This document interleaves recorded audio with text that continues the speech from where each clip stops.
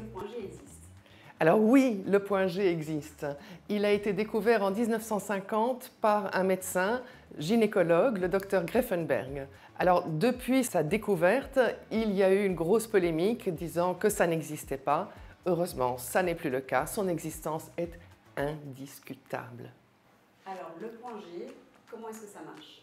Alors, on ne sait pas exactement comment ça marche. On manque encore d'études scientifiques là-dessus.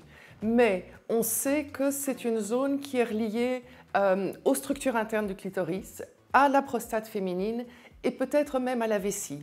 C'est une zone qui est beaucoup plus vascularisée que le reste de la paroi vaginale et légèrement plus énervée, donc source de plaisir.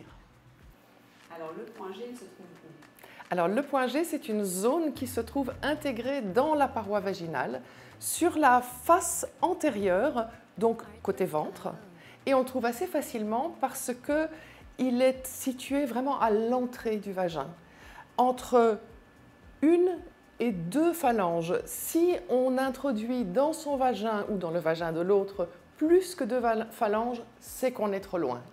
Alors le point G, à quoi sert-il? Alors le point G, il sert au plaisir. Il procure des sensations de chaleur, de picotement et une forme de sentiment d'urgence.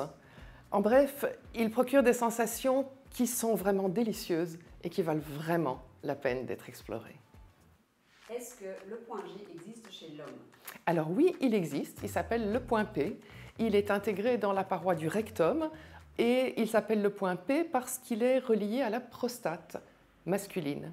Il est source d'orgasme chez l'homme et cet orgasme est exponentiel si on le compare à l'orgasme par éjaculation.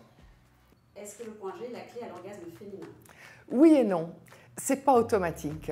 En réalité, l'orgasme est toujours lié au clitoris et quand on stimule le point G, on stimule le clitoris de manière interne. En revanche, c'est la clé pour l'éjaculation féminine et comme pour les hommes, l'éjaculation est source de plaisir intense.